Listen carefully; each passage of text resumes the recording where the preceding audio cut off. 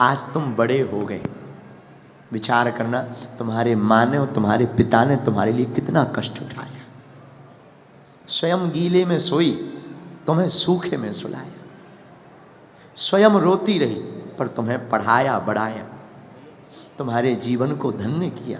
इसलिए भैया वो माँ वहाँ रहती है, न जाने क्या क्या विचार करती होगी, हमारी बिटिया हमारा बेटा विदेश गया है, कमाएगा खाएगा, हमारा नाम रोशन करेगा। इसलिए भैया इस धरती पर रहकर अपने माता, अपने पिता, अपने परिवारजन सबको साथ लेकर के चलना, एकता के साथ रहना, सबको अपना मान कर रहना।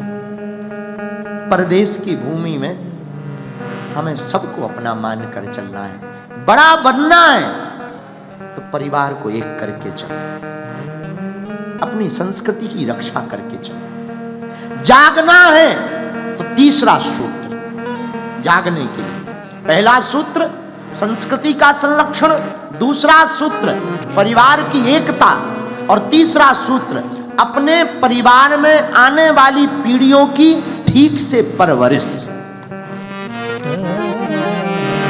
ठीक से परवरिश करवा।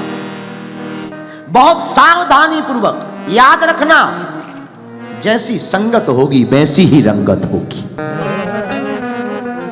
हम जैसी संगत करेंगे हमारा स्वभाव वैसा ही हो जाएगा। संगत को सावधानी पूर्वक और भगवान को, प्रभु को, मालिक को धन्यवाद देना मत भूलना।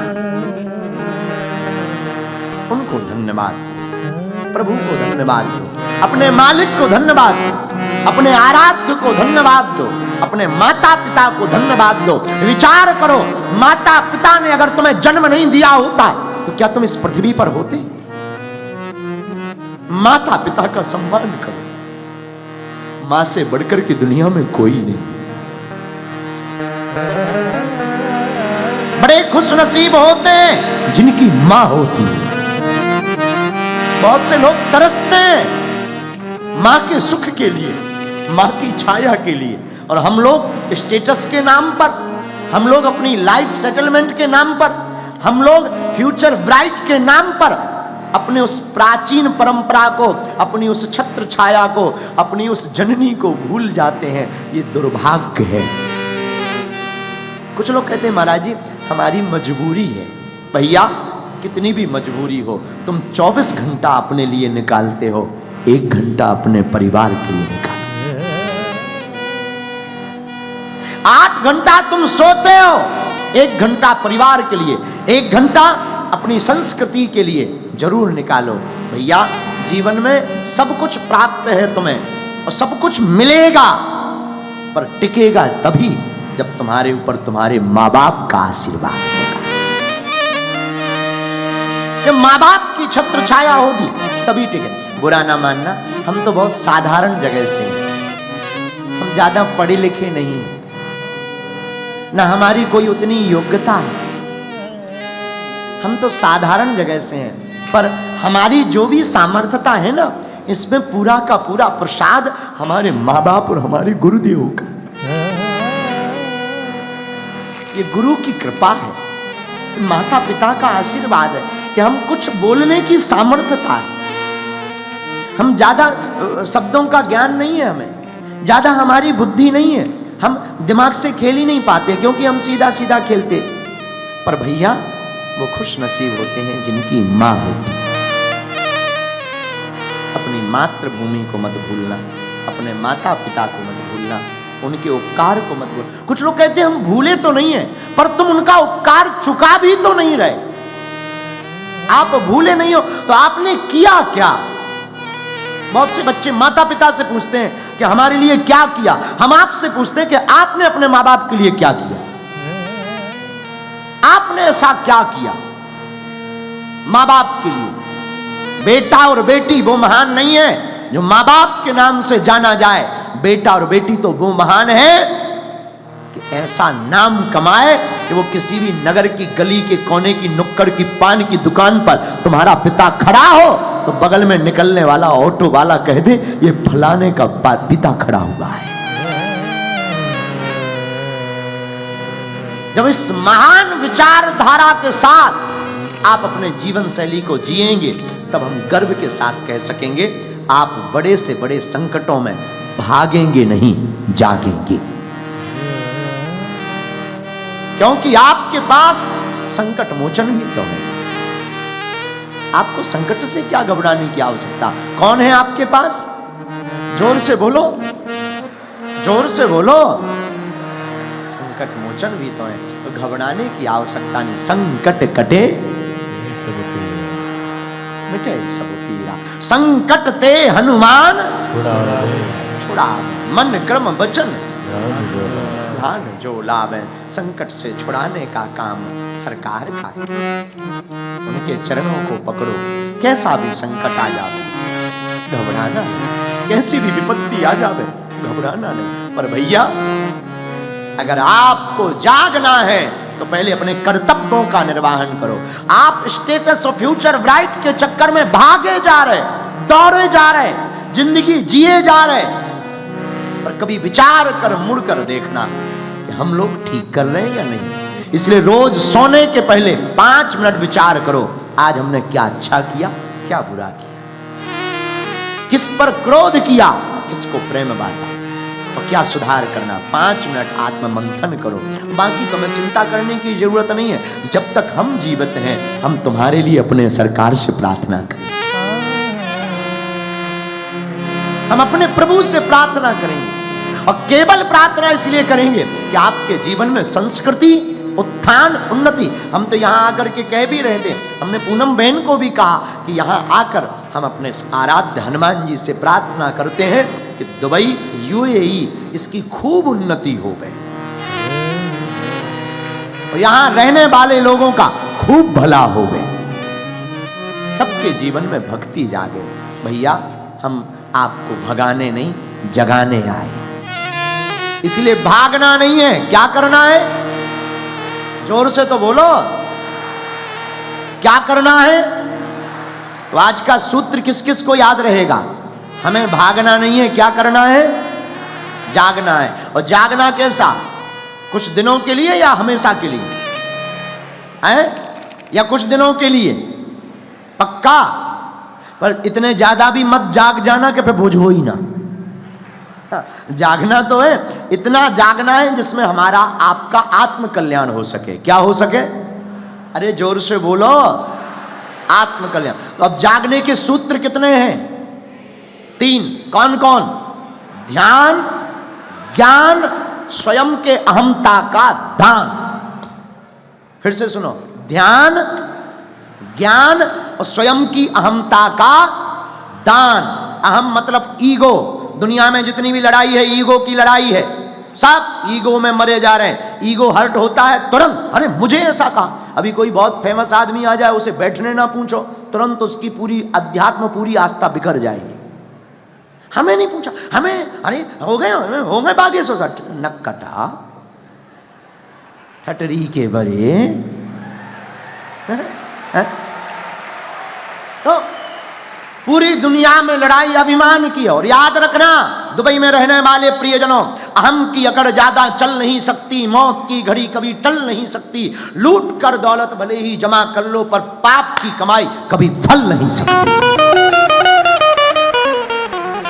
इसलिए हमें अभिमान से नहीं, भगवान से भरना है। इसलिए अहमता में नहीं। तो 3 सूत्र हैं जागने के। कौन कौन? बोलो बोलो। ध्यान, ज्ञान, अहमता का दान। फिर से बोलो, अहमता का। तो आज से ध्यान कौन कौन करेगा प्रतिदिन 5 मिनट? ठीक है, हाथ नीचे कर लो, पीटने के काम आएंगे। अच्छा, ज्ञान अर्जित कौन कौन करेगा अपनी संस्कृति का? ठीक है, हाथ नीचे कर लो, काम आएगा। और तीसरा, अहम को शून्य कौन कौन करके अपने जीवन में शांति पाएगा, पाने की कोशिश करेगा? पक्का? देखो, हमारा संकल्प स्पष्ट है। हम भारत में तो बहुत ज्यादा बिजी रहते हैं, व्यस्त रहते हैं। आपकी अंग्रेजी में कहें तो आई एम बिजी मैन। लेकिन हम भारत से बाहर इसलिए निकले हैं, अब हम भारत के अन्य साथ साथ जितने भी देशों में जा पाएंगे वहां के लोगों को विदाउट इन्वेस्टमेंट के साथ शांति का सूत्र देंगे। कोई खर्चा नहीं और कोई पर्चा नहीं, केवल हनुमान जी की चर्चा। न खर्चा न पर्चा, केवल चर्चा। विवाद नहीं, संवाद होगा। क्या होगा? संवाद। विवाद नहीं, संवाद होगा।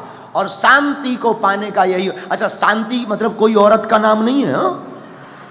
गड़बड़ मत कर जाना। एक जगह हमने बोला, हमने कहा कि शांति के साथ बैठो। एक आदमी खड़ा हो गया दुबई का, बोला गुरुजी शांति नहीं आई है, कविता चलेगी? हमने कहा न कटा, हमने शांति देवी नहीं कहा है। शांति का मतलब, शांति का मतलब क्या होता है बताओ? पीसफुल। अच्छा, शांति का मतलब पीसफुल, ये अंग्रेजी है। पर शांति का अर्थ ये है जो मिला है वो कम नहीं, जो नहीं मिला उसका कोई गम नहीं। ये है शांति का मतलब। जो मिला है वो, और जो नहीं मिला उसका कोई गम नहीं। ये शांति का मतलब है। ये प्राप्त कैसे होगा? बोलो बोलो बोलो बोलो। कैसे प्राप्त होगा? जागने से। और जागेंगे कैसे? 3 चीजों से, ध्यान से, ज्ञान से और अहमता के दान से। तो कौन कौन इन सूत्रों को याद रखेगा? आपको बात समझ में आई? हमारी कथा समझ में आई? आपके लिए काम की चीज है कि नहीं? है कि नहीं? तो कौन कौन इस शांति की क्रांति अपने जीवन में करना चाहेगा? तो रोज करो ध्यान। क्या करो? ध्यान। स्वाध्याय यानी ज्ञान। अहमता का करो दान। और दान का मतलब ये नहीं है कि तुम धन दो, दान का मतलब है सबको क्षमा करो। क्या करो? सबको। महान बनना है तो आप ये गुण रखो, अपनी तुलना किसी से मत करो। पहला गुण, किसी से अपनी तुलना मत करो। दूसरा, महान बनना है तो अपनी भूल पर क्षमा मांगना प्रारंभ करो। तीसरा, दूसरों को क्षमा करना प्रारंभ करो। चौथा, नया करने का संकल्प लो। पांचवा, सूर्योदय के पहले जागो और घोड़ों की तरह दौड़ो। ये अपने सरकार बालाजी के सूत्र हैं। किसके सूत्र हैं? बोलो बोलो बोलो बोलो। बालाजी के सूत्र हैं। इन सूत्रों पर अगर आप चलोगे तो आपका जीवन आनंदित होगा, वैभवमय भी होगा, सुखमय भी होगा, भक्तिमय भी होगा, ज्ञानमय भी होगा, वैराग्यमय भी होगा।